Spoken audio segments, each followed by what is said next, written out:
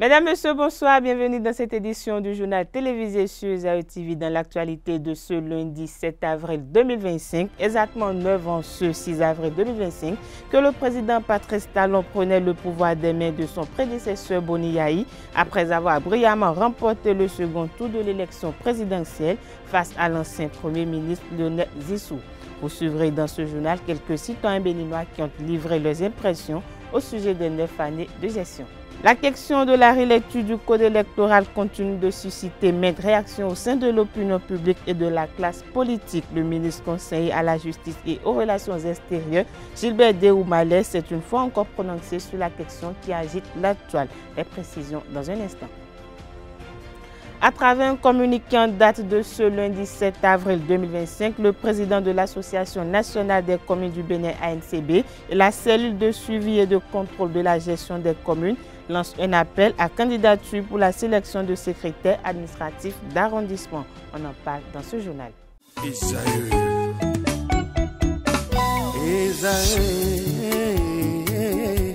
Vous recherchez une école de référence pour une double formation universitaire et professionnelle de qualité? Voici l'opportunité à ne pas rater. L'École supérieure d'administration, d'économie, de journalisme et des métiers de l'audiovisuel ESAE vous offre des programmes d'enseignement en licence et en master orientés vers l'emploi qui font d'elle une référence à travers les filières de l'administration générale et territoriale, l'administration du travail et de la sécurité sociale, droit, diplomatie et relations internationales, administration hospitalière, universitaire et intendance, journalisme et métiers de l'audiovisuel et toutes les filières des sciences de gestion. Une seule adresse, www.esae.bj. Rendez-vous dès maintenant sur nos campus ESAE Bedjromende au numéro 90 93 65 21 ou au numéro 98 98 14 00. Paracourt sur le numéro 52 46 12 12. Aboumé-Calavi au numéro 52 88 44 44. Akpata au numéro 52 88 33 33.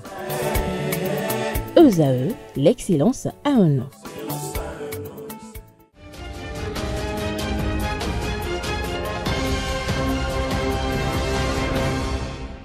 À nouveau, bonsoir. 9 années se sont écoulées depuis la cession de Patrice Talon à la magistrature suprême. Le 6 avril 2016, un chef d'entreprise en marge des partis traditionnels arrivé au pouvoir avec une promesse, instaurer une dynamique de changement et de développement. Les citoyens béninois livrent leurs impressions, ce qui, selon eux, a marqué ce mandat au micro de Francis Fahami. Quand il est venu, il a fait des réformes. Ces réformes, bon, sur le plan des infrastructures, on peut dire que, bon, on peut parler de mention assez bien. Sur le plan des infrastructures, c'est les voies. Vraiment, il a modernisé le pays par les voies.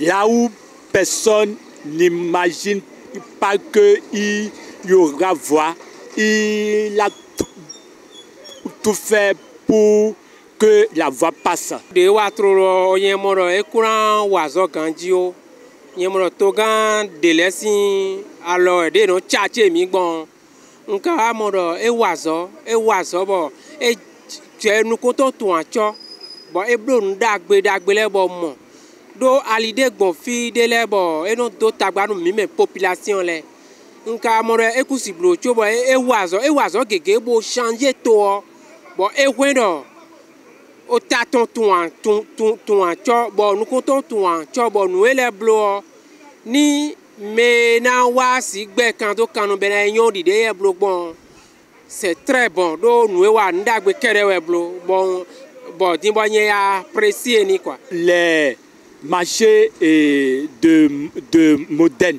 il a aussi créé beaucoup de marchés, mais à mon avis, je me demande si les marchés sont aussi pour les pauvres. En dehors de ce que même ils disent, on a construit, on a mis l'eau, on a fait ci, etc. etc. C'est pas que je ne vois pas. Je vois bien, mais pour moi, ce n'est pas suffisant. Les marchés de modernes, il a aussi créé beaucoup de marchés, mais à mon avis, je me demande si si les marchés sont aussi pour les pauvres. Je vous dis, c'est bon les infrastructures, mais j'ai faim. Et le social, selon moi, je ne le trouve pas selon ce que je suis en tant que citoyen. Pour les quelques mois qui lui restent, d'abord il n'a qu'à libérer les détenus politiques. Et en plus, il n'a qu'à laisser les exilés politiques n'ont qu'à revenir au pays. C'est ce qu'on lui souhaite. Ce dimanche 6 avril 2025 marque le 9e anniversaire de l'accession au pouvoir de Patrice Talon, élu président de la République du Bénin en 2016. 9 années plus tard, le président Patrice Talon continue d'imprimer sa marque sur la trajectoire du pays avec un style de gouvernance basé sur la rigueur, les réformes structurelles et la volonté d'accélérer le développement économique du pays. De passage sur l'émission L'invité matinal de ZAE Télévision ce lundi matin, le ministre conseiller à la justice chargé des relations extérieures Gilbert Déoumalé s'est prononcé sur les grandes réalisations du régime actuel. Il s'exprime au micro de Abdelkader Achiro. Oui, on parle de souvenirs peut-être quand l'action est terminée. Mais ici, je voudrais juste vous... Il reste juste un an, hein? Oui, je voudrais juste vous rappeler que à sa prise de fonction, même en campagne depuis 2016, il avait dit qu'il n'est pas à Agbono et que c'est à la fin de son mandat que la population, le peuple saura s'il est à Agbono ou non. Est-ce qu'aujourd'hui on peut le dire qu'il est à Agbono? Aujourd'hui, lorsque vous prenez tous les secteurs de la vie de notre pays, le chef de l'État a impacté positivement. Et je crois que un an avant la fin de son deuxième quinquennat, on peut déjà le porter en triomphe. Déjà. Déjà. Pourquoi? Mais voilà, il a donné l'exemple d'homme politique qui dit et fait ce qu'il a promis. Et dans tous les secteurs, comme je l'ai dit. Pour petit rappel, qu'est-ce qui a été promis concrètement au Béninois en 2016? Mais un décollage. Un décollage. Un décollage. Et comme je le dis, parce que quand on parle de décollage, ce n'est pas figé. Ce n'est pas... c'est tous les secteurs de la vie qui sont ciblés. Et aujourd'hui, il n'y a pas ce secteur-là où le chef de l'État n'a pas fait... Il n'a pas donné le meilleur de lui-même. Et aujourd'hui, tout ce que nous aurons à faire, simplement, c'est de prier pour que celui qui le remplace puisse mieux faire. Et je me dis, ça va être un peu difficile. Parce qu'il est allé au-delà de nos attentes. Moi-même, en le soutenant en 2016, je n'avais pas idée de ce qu'il pourrait faire.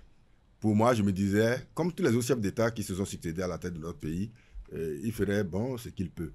Mais ici, il a surpris le monde entier, pas seulement les Béninois. Parce qu'aujourd'hui, à travers ce qu'il a fait, à travers le décollage qu'il a imprimé à notre pays, nous sommes respectés de par le monde. Et ça, c'est du jamais vu.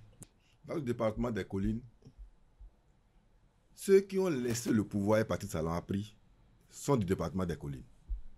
La plupart sont du département des collines.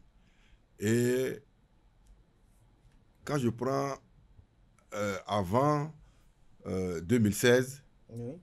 ce dont on souffrait dans le département des collines, c'est l'eau, le manque d'eau potable.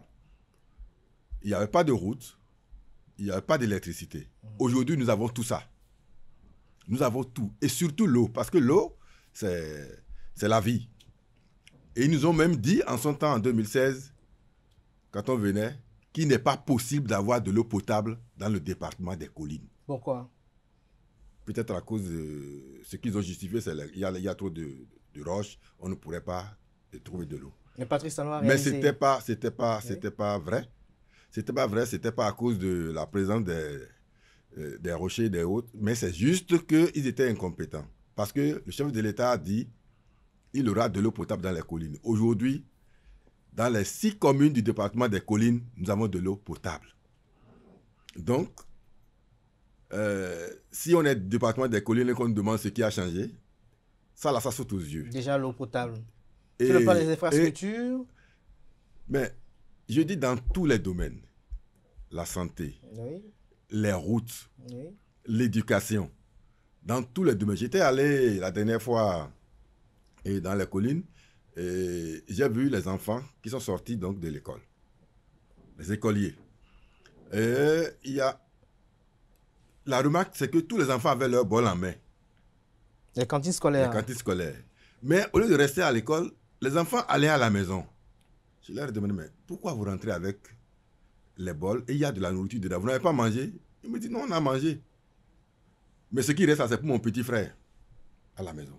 Vous voyez jusqu'à... Donc les enfants sont servis avec excès, si on peut le dire ainsi. Non seulement ça, mais ceux qui n'ont pas encore eu la chance d'être inscrits sont aussi nourris. Sont aussi nourris. Et ça, c'est du social. C'est du social. Toujours au micro de Abdelkader Achiro, le ministre conseiller à la justice et aux relations extérieures, Gilbert Déoumalès, s'est prononcé une fois de plus sur la question de la relecture du code électoral et la récente sortie de l'ex-ministre délégué auprès du président Patrice Talon, Candide Marie Azanaï. Lorsque nous voulons aujourd'hui mener des débats, il faut le faire avec des gens qui sont posés. Des gens en qui on peut faire confiance. Vous ne voulez pas dire que Candide Azanaï n'est pas posé. Vous avez mené le combat ensemble en 2016. Mais... Et il a été utile. Ce qu'il a fait aujourd'hui, en quittant le gouvernement, il n'est pas à son premier essai. Aucun gouvernement depuis 1990 n'a pu satisfaire Candide Azanaï. Ça veut dire que lui, il est un dieu. Il est Dieu. C'est-à-dire? Il n'a pas d'erreur, il ne fait pas d'erreur, il est saint. C'est déplorable. Celui-là, personne n'a jamais été bon pour lui.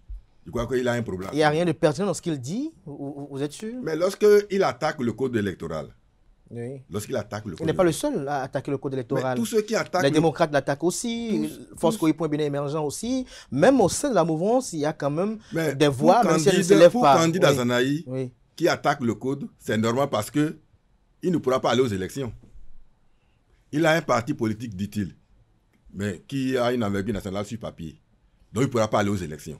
Je crois qu'on a fini avec ces petits jeux-là. Il ne remplit pas les conditions pour aller aux élections. Terminé. Il n'y a même pas de débat autour. Supposons un instant qu'il veuille aller aux élections. Il ira comment? Il ira comment?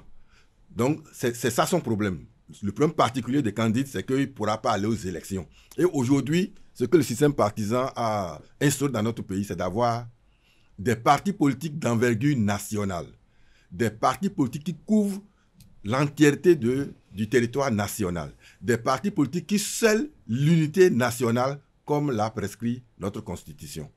Donc, les partis politiques de chambre, de village, là, on n'en a plus besoin. Je vous ai dit ici dans votre studio que ceux qui parlent d'un code chrysogène, qu'ils se perdent. Aujourd'hui, Dieu merci, ils ont reconnu qu'ils doivent aller aux élections. Mais ils ont dit... Vous parlez de l'opposition, des démocrates? Tous ceux qui avaient dit que ce code n'est pas bon, et qu'avec ce code, on ne peut pas aller aux élections, et que si on tenait à aller aux élections avec ce code-là, il y aurait de troubles. Aujourd'hui, ce que je voudrais leur demander, est-ce que le code a été relu? Pourquoi ils veulent aller aux élections aujourd'hui? Ça voudra dire simplement que ce qu'ils disaient entre-temps n'était pas sincère. Il faut être conséquent, il faut être stable.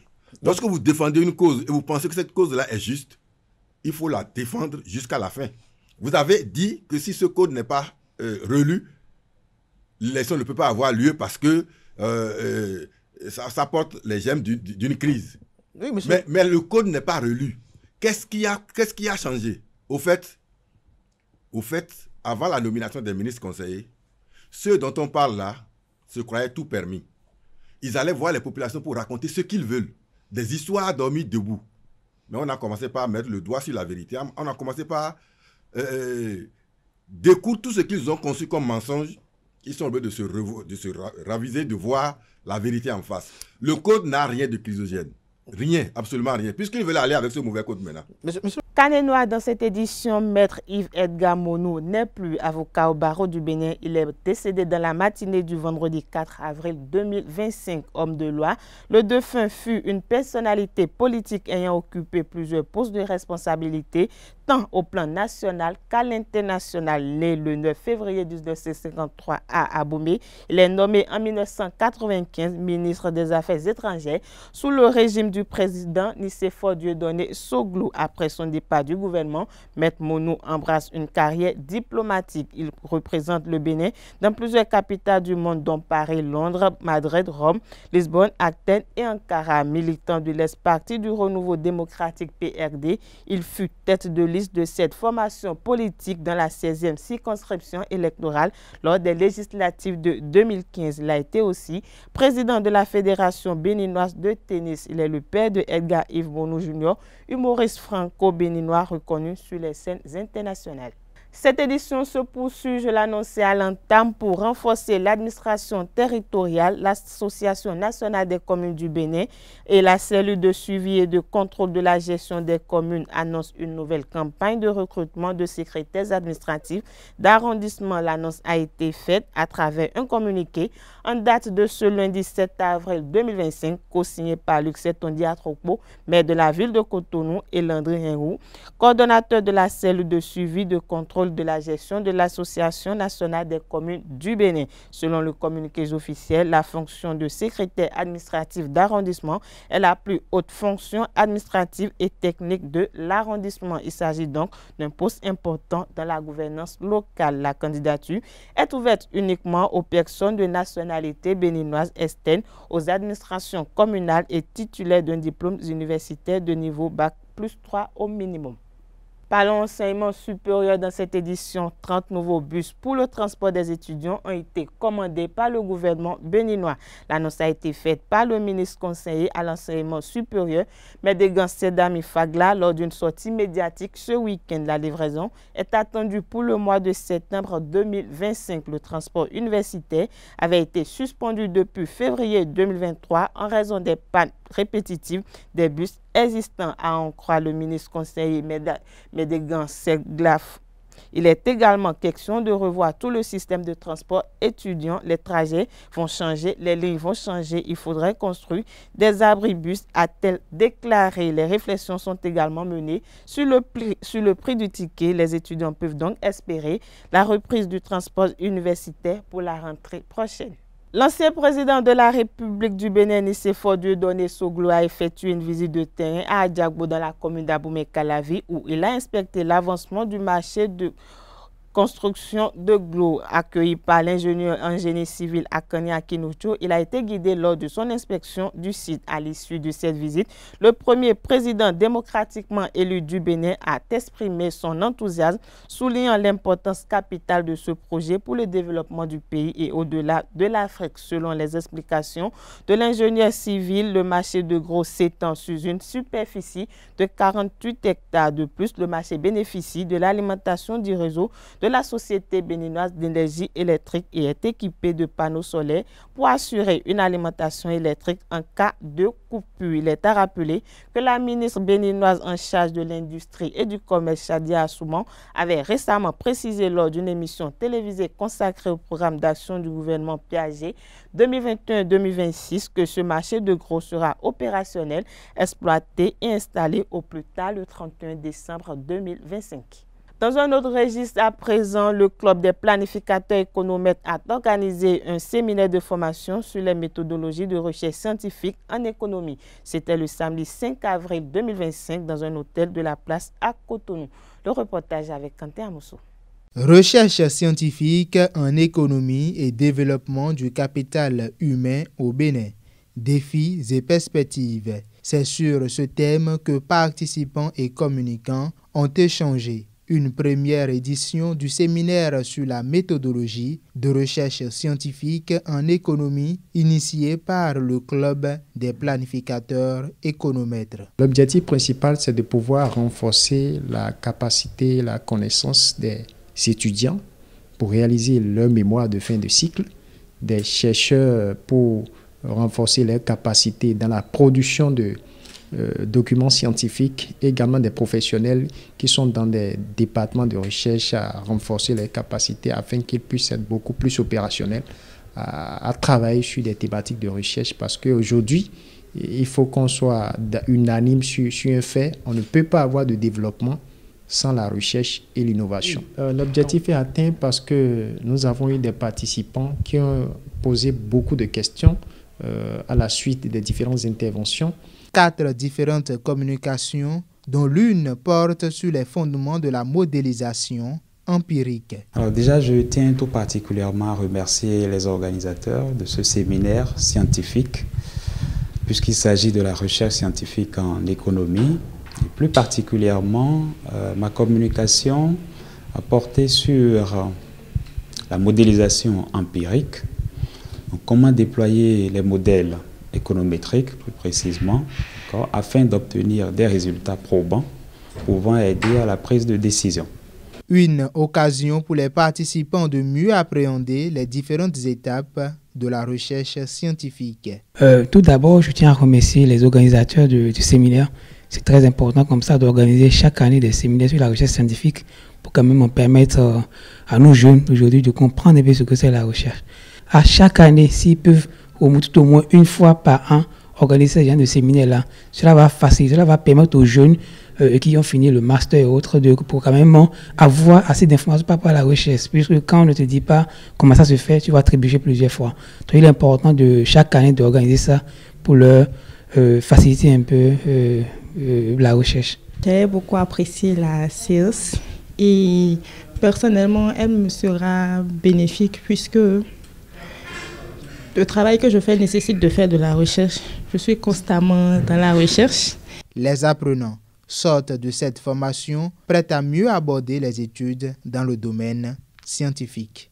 Cette édition se poursuit hors de nos frontières. Le président togolais Faure Gnassingbé a été pressenti pour reprendre la médiation entre la République démocratique du Congo et le Rwanda. Une décision annoncée par le président angolais et président en exercice de l'Union africaine lors d'une réunion virtuelle du bureau de l'organisation. Lorenzo, qui occupait cette fonction depuis 2 ans, a confirmé son retrait et plaidé pour la continuité du dialogue entre Kinshasa et Kigali. À Kinshasa, la majorité prend note, tandis que l'opposition émet des réserves. Et pendant ce temps, un autre processus suit son cours.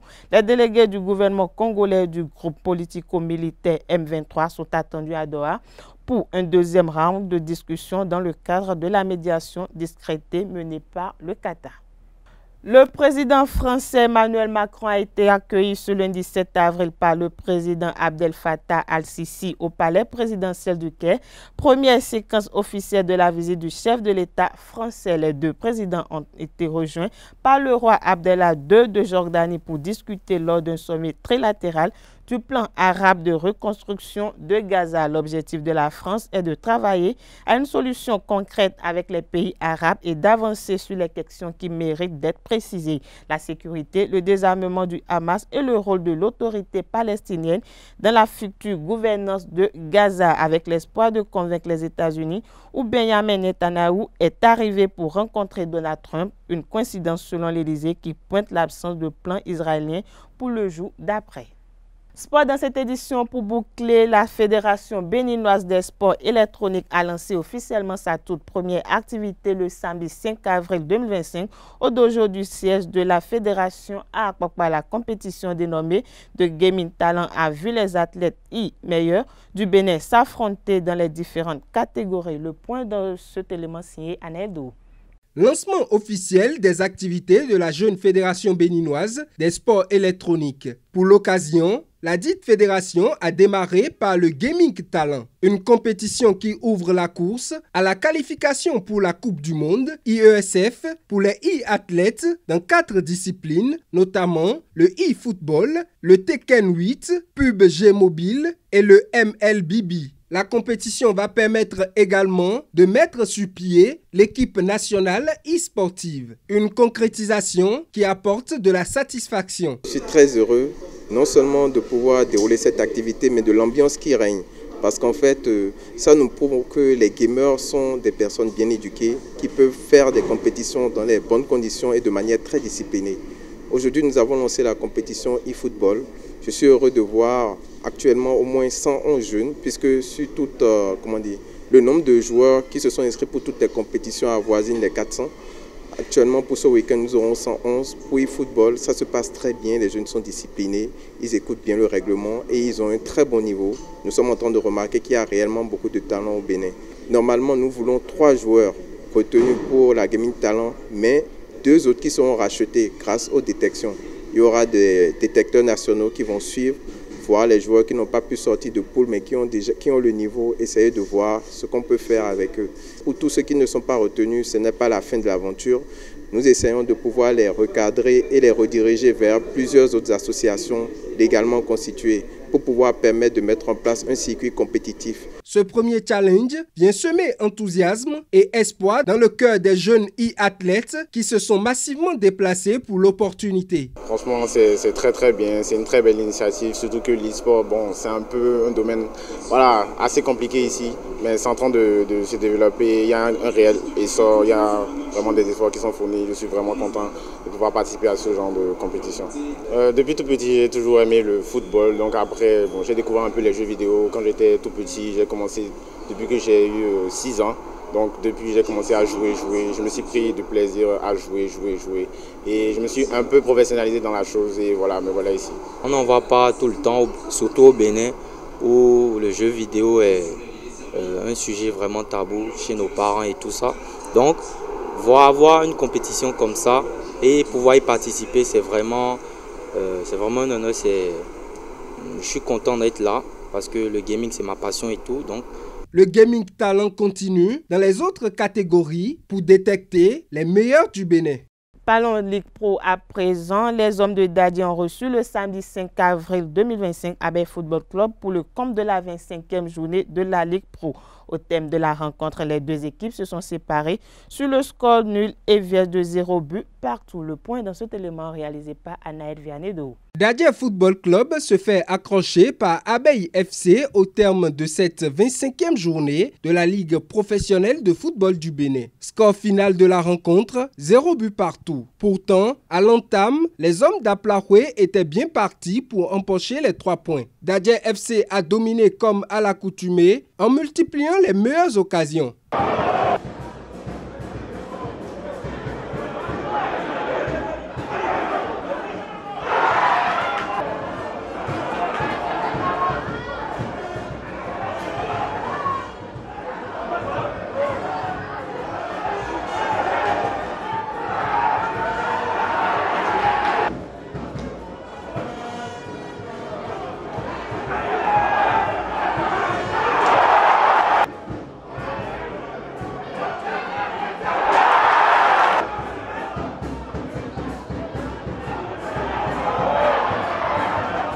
Hélas, Yaya Koné et ses hommes n'ont pas réussi à atteindre la ruche des abeilles qui ont su résister à la soif du but. Les occasions n'ont pas manqué également du côté d'Abeille Football Club.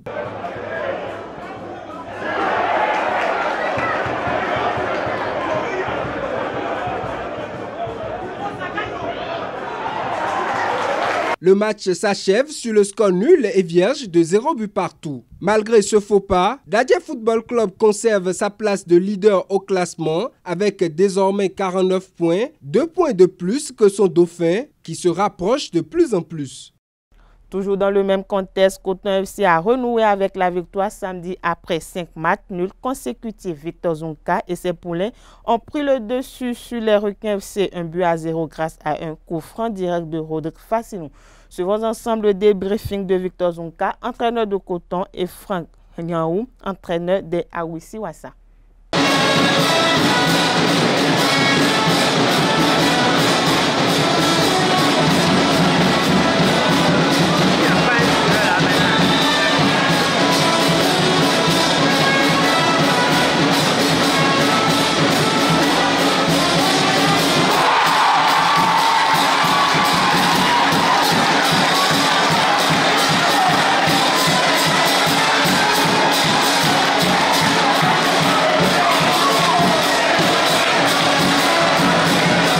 Je peux avoir peut-être le sourire parce qu'on a pris les 3 points.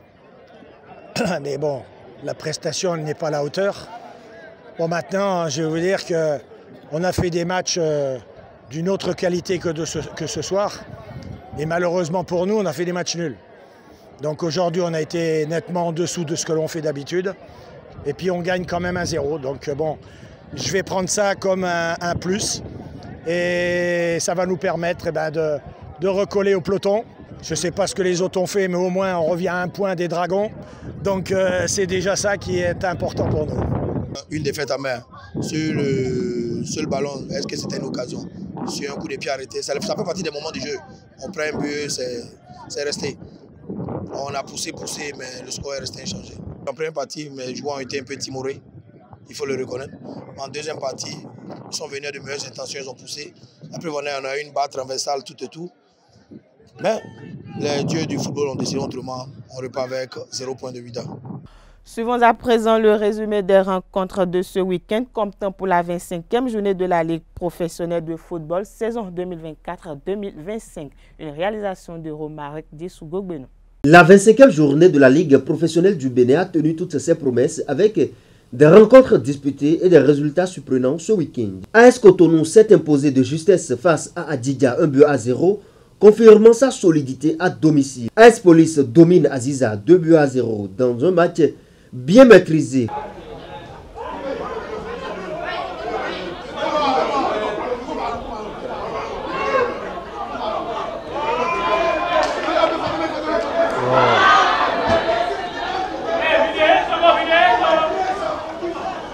Coton Football Club l'emporte face au Requin 1-0, poursuivant sur une bonne dynamique.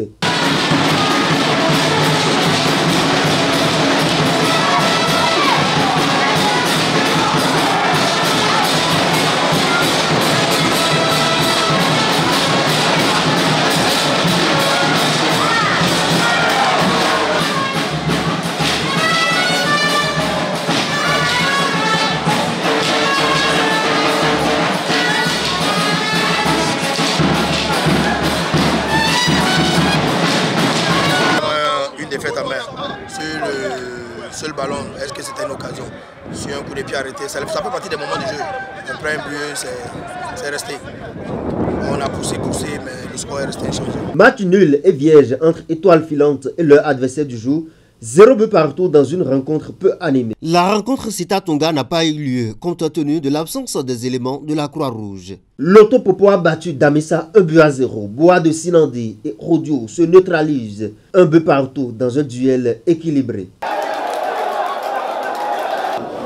Aucun but entre Dadje et Abeille, tout comme entre Dynamo, Dabomey et Banigansé. Même scénario entre Panthère et Dynamo de Parakou. US Cavalier décroche une belle victoire à l'extérieur contre AS Takoune, 0 but contre 1.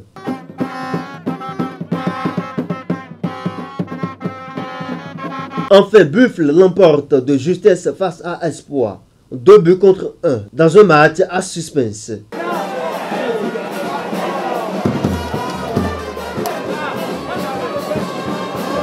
Dans les autres rencontres, Dynamique et Real Sport ont fait match nul, 1 but partout.